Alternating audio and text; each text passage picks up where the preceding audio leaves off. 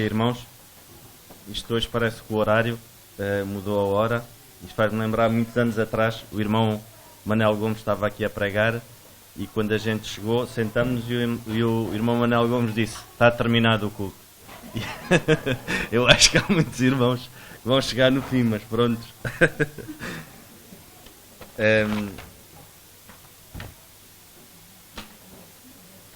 Antes de podermos meditar na palavra de Deus, vamos orar primeiro. E vamos também orar por estes irmãos que vão chegar atrasados. Senhor nosso bendito e amado Pai, queremos te dar graças, Senhor, porque é bom estar na tua casa, Senhor. É bom louvar o teu nome, Senhor, engrandecer-te, Senhor, servirmos-te, Senhor. Que tu nos ajudes a ter sempre um coração, Senhor, pronto e disponível para ti, Senhor. Que nos ajudes, Senhor, a pensarmos que a nossa disponibilidade é tempo inteiro, Senhor. Não é part-time, nem é por momentos, mas a tempo inteiro, Senhor. Ajuda-nos para que possamos ter esse sentimento.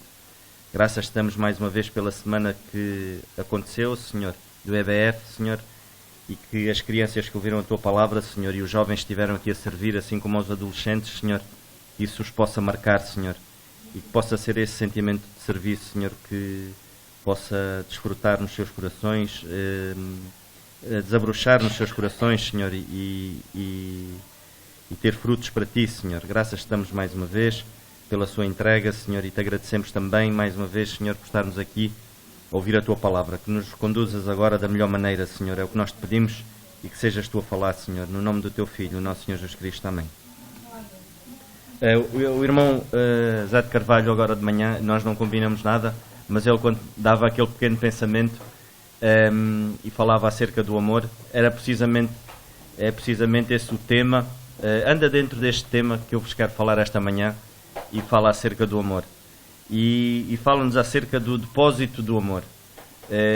Cada um de nós tem um depósito dentro de nós.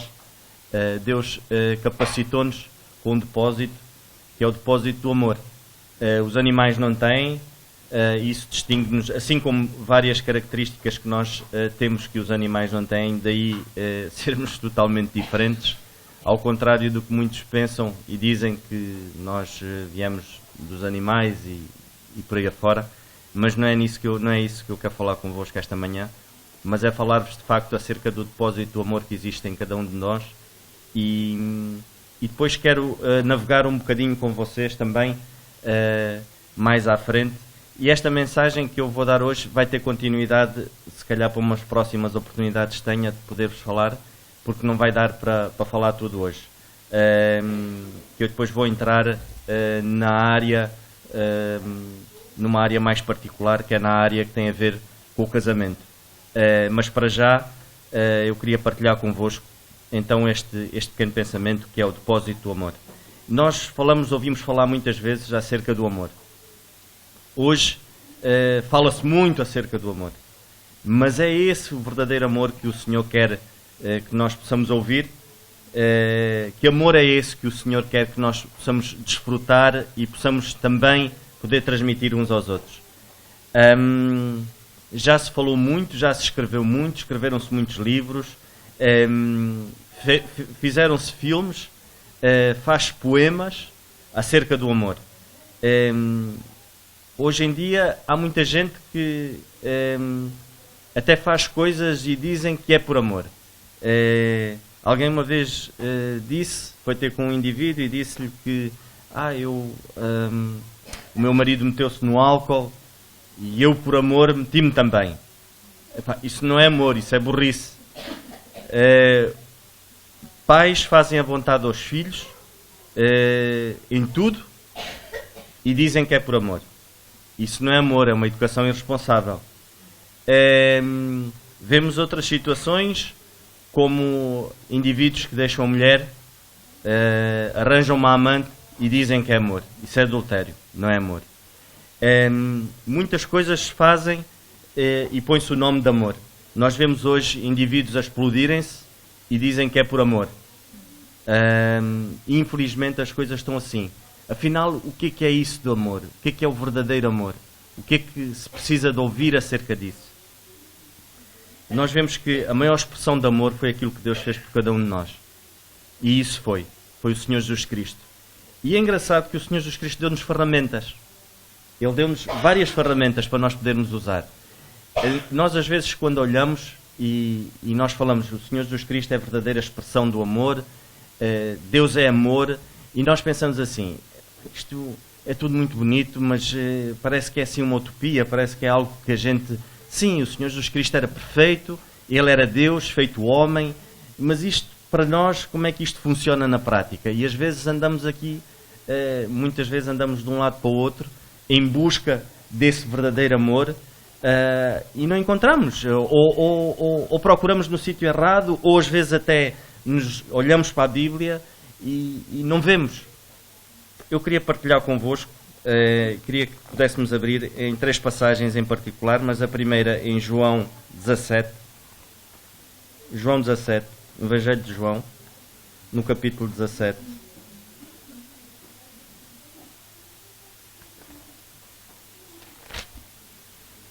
João 17. E os versículos 11. Os versículos 11, o versículo 11 e o versículo 22. O versículo 11 diz-nos assim, de João, Evangelho de João 17, versículo 11: Eu já não estou mais no mundo, mas eles estão no mundo. E eu vou para ti, Pai Santo, guarda em teu nome aqueles que me deste, para que sejam um, assim como nós somos. Assim como nós. Ponto. No versículo 22, a palavra do Senhor diz-nos assim: E eu dei-lhes a glória que a mim me deste, para que sejam um, como nós somos um. Depois, na primeira carta aos Coríntios, quero ler convosco, na primeira carta aos Coríntios, temos ainda, no capítulo 12, da primeira carta aos Coríntios, do capítulo 12,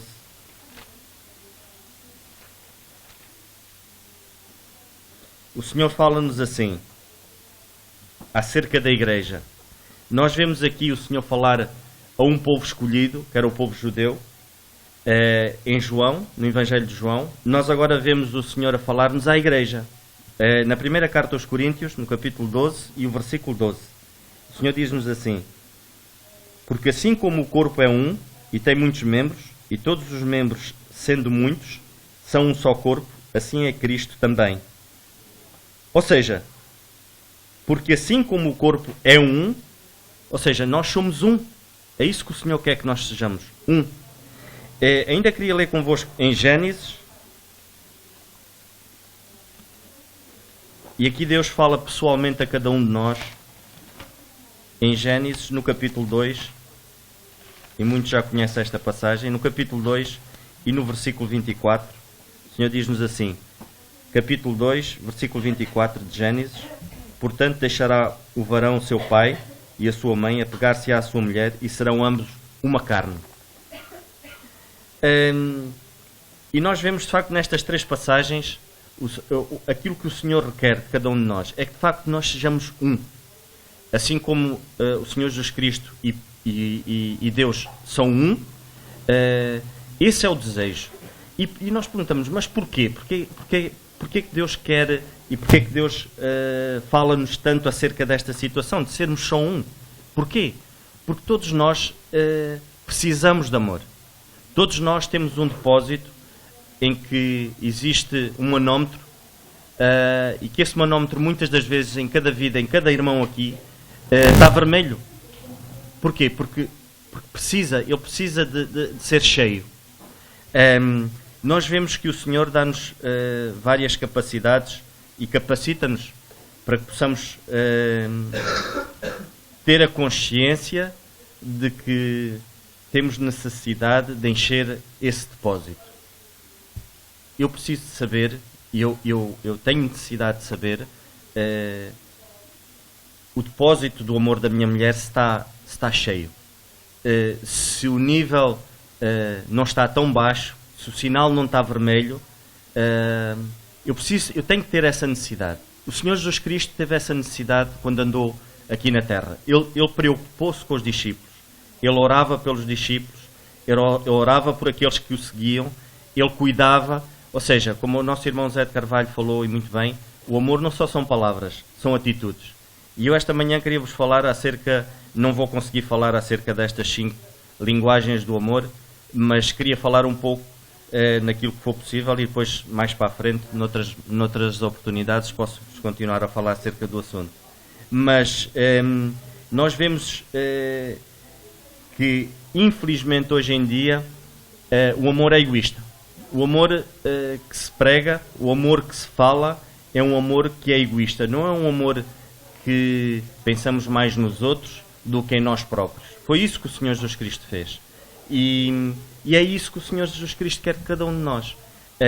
Se nós, de facto, tivermos essa preocupação de pensarmos mais nos outros do que em nós próprios, nós não nos vamos aperceber, mas o nosso próprio depósito enche por nós pensarmos nos outros. Se nós falarmos assim cá fora, no mundo, eles vão dizer que nós somos loucos. Como é que é possível eu poder dar e dar e dar quando eu estou a precisar de receber?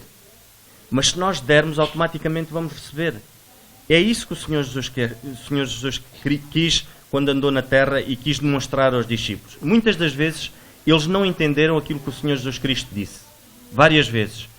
O Senhor Jesus lavou os pés aos discípulos, eles não entenderam porquê. Quando o Senhor Jesus Cristo disse que ia ser crucificado, eles não entendiam porquê.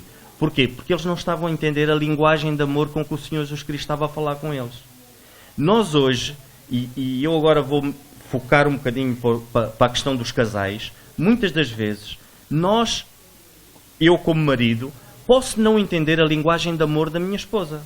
Às vezes há casais que vivem durante 20 anos e não entendem a linguagem da esposa, de amor da esposa. Assim como a esposa não entende do marido. E porquê? Porque não são um. Não se estão a fazer um. Não se abdicam deles próprios por amor ao outro. E depois não entendem a linguagem de amor. Isso é quase como... Porque nós temos que ter consciência de que, acima de todas as coisas, quando o Senhor diz, em Gênesis, no capítulo 24, que o homem torna-se uma só carne, ele não quer dizer que o marido e a mulher vão perder a identidade. Ou seja, eu não vou perder a minha identidade, a minha esposa não vai perder a identidade dela. Mas nós vamos conjugar as duas coisas. E é esse conjugar de coisas que o Senhor quer ver em cada um de nós. Principalmente, e falando agora dos lares. Isto é quase como que, quando a gente se casa, a nossa esposa falar chinês e eu falar inglês. Eu tenho que perceber a linguagem dela, ela tem que perceber a minha linguagem. E na questão do amor é um bocado assim. Existem 5 características, que são 5 linguagens de amor, que o Senhor, de facto, quer cultivar para que nós possamos perceber. Eu possa perceber a minha esposa, ela possa me perceber a mim. A primeira é palavras, são as palavras e o cuidado e a maneira como que nós tratamos a nossa esposa com palavras, a nossa outra parte com palavras. O segundo é o nosso tempo e a qualidade com que nós gerimos o nosso próprio lar. O terceiro é dar e receber. O quarto é atos de servir. E o quinto, que depois, mais tarde, irei falar para os casais só, numa reunião à parte, que é a parte mais íntima, que é o lado afetivo íntimo, o lado físico. Mas isso, os irmãos que não são casados vão ter que ter paciência, mas isso vai ter que ser numa próxima reunião, mas num domingo à tarde ou num sábado a gente combina e os casais vão estar aqui, mas só os casais. Porque isso é uma situação um bocado mais complicada e muitos não podem ouvir, mas simplesmente só os casais nesse sentido.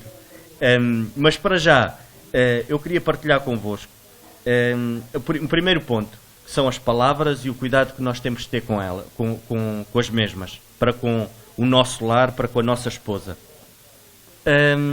Nestas 5 linguagens de amor que eu queria falar convosco, e nesta primeira em particular, que é as palavras e o cuidado que nós temos que ter, muitas das vezes pensamos, mas há pontos que devias pôr acima desse primeiro. Mas não. O Senhor preocupa-se de tal ordem com isso, que esse é o primeiro ponto, a maneira como nós falamos. Provérbios, podemos ler em Provérbios, podemos abrir em Provérbios, no livro de Provérbios. E no capítulo 10 de Provérbios,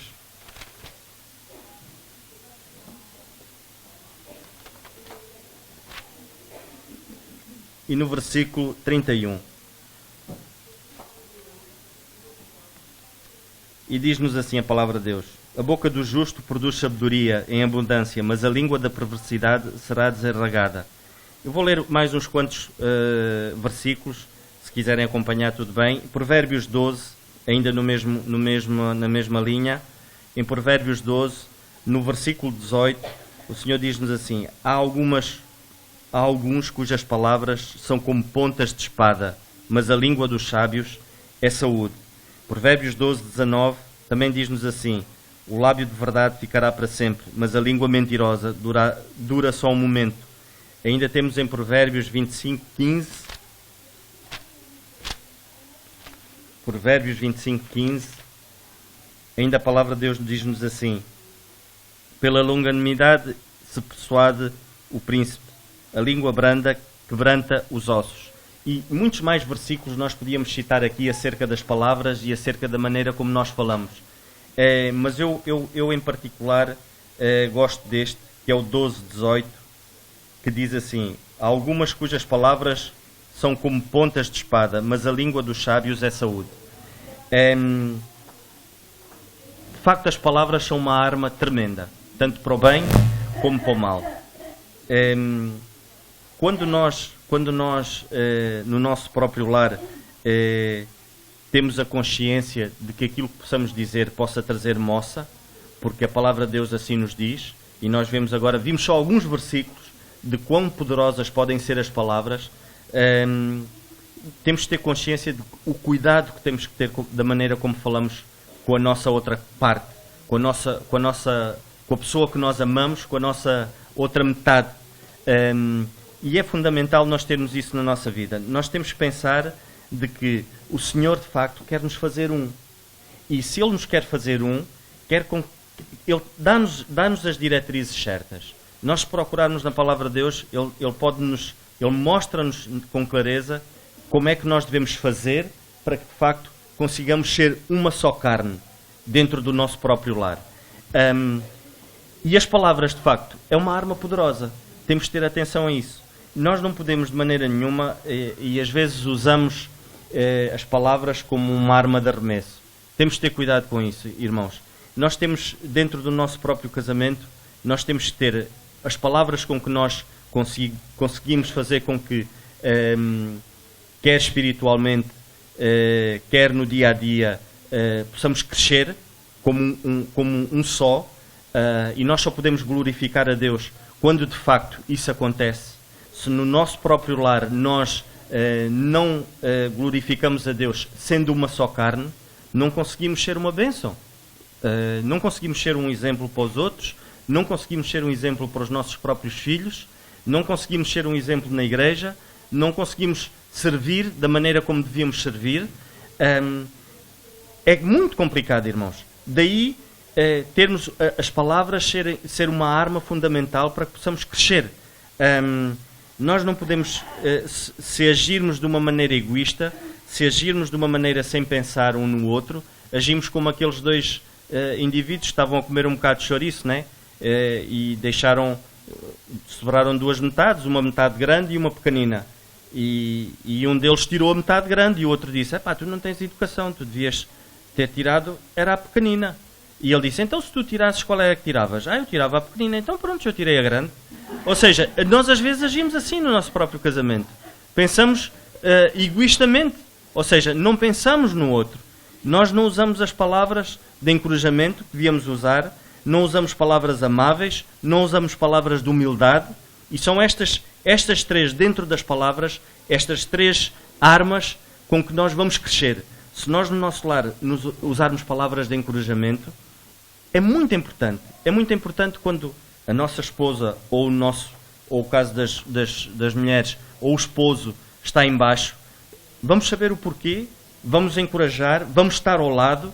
É isso que o Senhor quer. Quando o Senhor diz que nós devemos amar as nossas esposas como Cristo amou a igreja, o que é que o Senhor Jesus Cristo fez à igreja? Ele deu a sua vida. Ele encorajou muitas das vezes os discípulos quando eles estavam desanimados. Foi isso que ele fez. É isso que Deus quer que nós, como homens, façamos.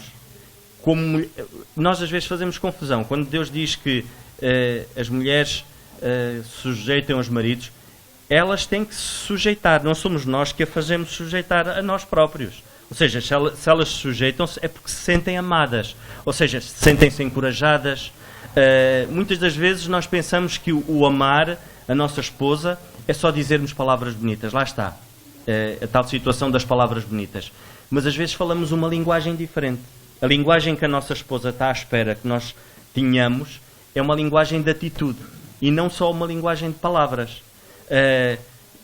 Uma vez eu lia e alguém dizia que uma senhora foi ter com um indivíduo, estava a aconselhar, fazia aconselhamento de casais e ela disse, eu venho falar consigo, o meu marido tem a casa para pintar já há 5 anos e ele não pinta a casa e eu estou farta de me chatear com ele e ele não me pinta a casa.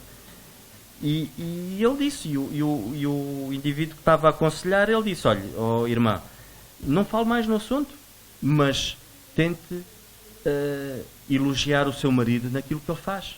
Sim, ele de facto é um indivíduo, é trabalhador, e preocupa-se com o trabalho dele, mas em casa aquilo é uma desgraça. E geralmente é assim, em casa de pedreiros, paredes de pau, não é?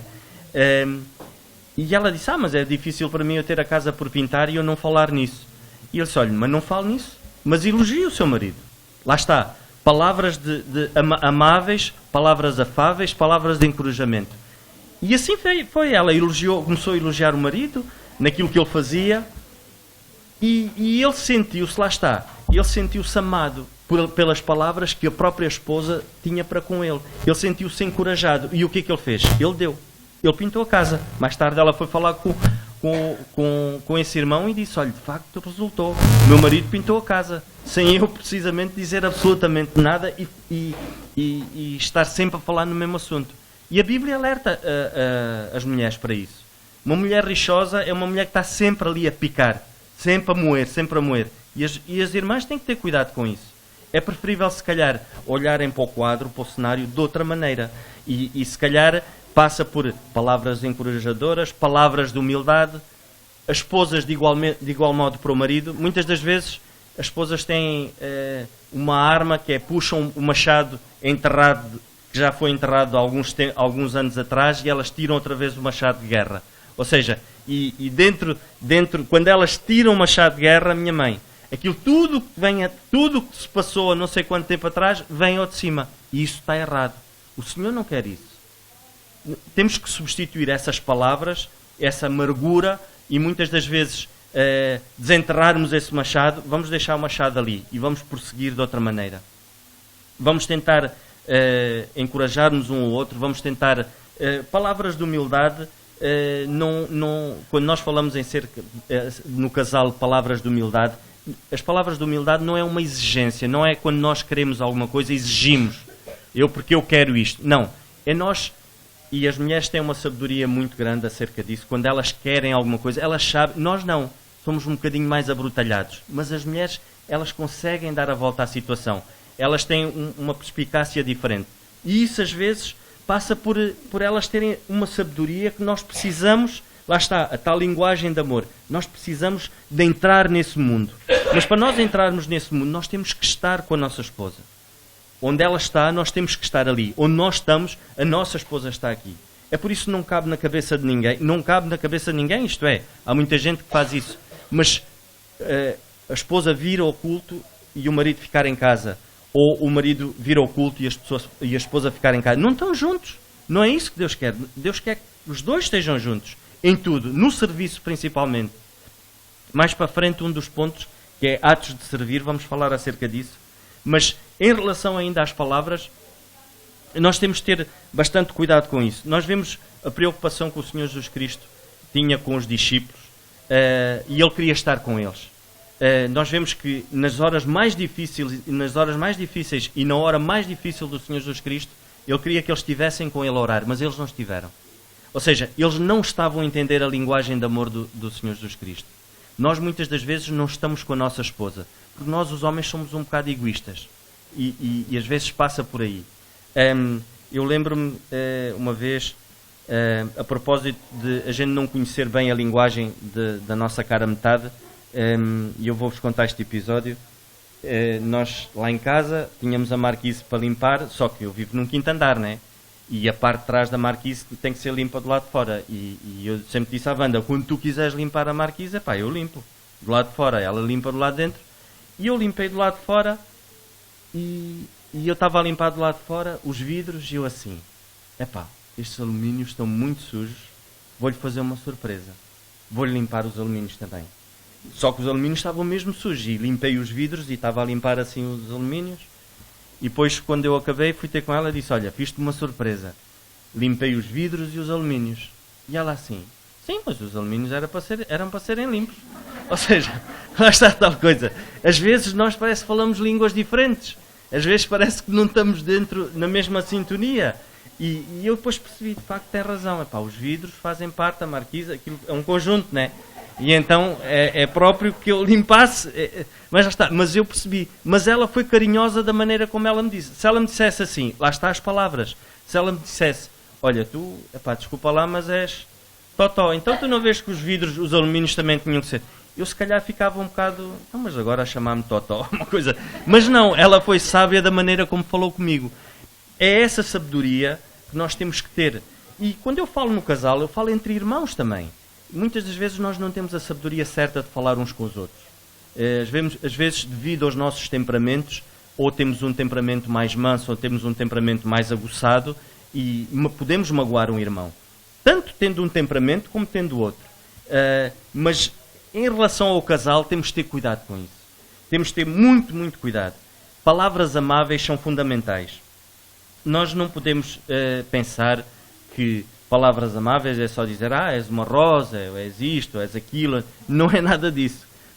Também é, mas as palavras amáveis, acima de tudo, é nós conseguirmos perceber, termos a perspectiva e olharmos para quem nós amamos e conseguirmos perceber o que é que ela está a sentir. Mas para isso nós temos de estar perto, nós temos de estar junto. E um dos segredos é nós dobrarmos os joelhos na presença do Senhor, juntos. Esse é um segredo fundamental para que possamos sentir um ao outro. É nós dobrarmos os joelhos na presença de Deus. É ao deitarmos, ao levantarmos, falarmos das coisas do Senhor juntos, termos o mesmo objetivo e nunca nos vai ser indiferente aquilo que a nossa esposa está a pensar ou aquilo que nós estamos a pensar um ao outro. Nunca nos vai ser indiferente. Porquê? Porque o nosso foco é o mesmo. É o serviço no Senhor. E se nós pensarmos assim, Deus vai fazer o resto.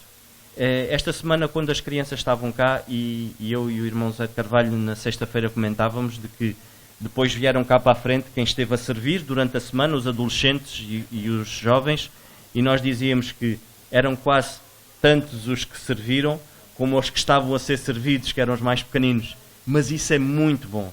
Isso é muito bom. À primeira vista, era tão bom que fossem mais os que estavam a ser servidos.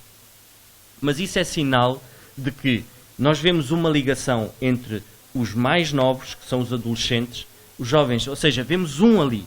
Nós não conseguíamos, nós vimos que havia uma ligação entre os jovens, os adolescentes, os adultos. Ou seja, estavam a funcionar precisamente como o Senhor aqui na primeira carta aos Coríntios falava. Um só corpo. É esse um só corpo que o Senhor quer ver dentro do nosso próprio lar. É essa maneira como só assim é que nós conseguimos crescer. Nós não vamos conseguir crescer como lar, nós não vamos conseguir dar aos nossos filhos. Como é que nós vamos querer dar aos nossos filhos algo que nós não vivemos como casal? É impossível. É impossível eu conseguir dar ao meu filho ou à minha filha aquilo que eu não vivo, porque não é aquilo que eu digo. Como o nosso irmão Zé de Carvalho no pensamento desta manhã disse, não são as palavras, são os atos, são as atitudes, é aquilo que a gente faz. E neste primeiro ponto, que é o cuidado com as palavras, os nossos filhos estão no nosso lar e eles estão-nos a ouvir. Eles ouvem-nos. É que estão os nossos filhos a ouvir e há algo muito mais grave, que é Satanás também ouve. Satanás não é surdo. A Bíblia diz que Satanás é um leão que brama e que anda ao derredor. E a espera de tragar.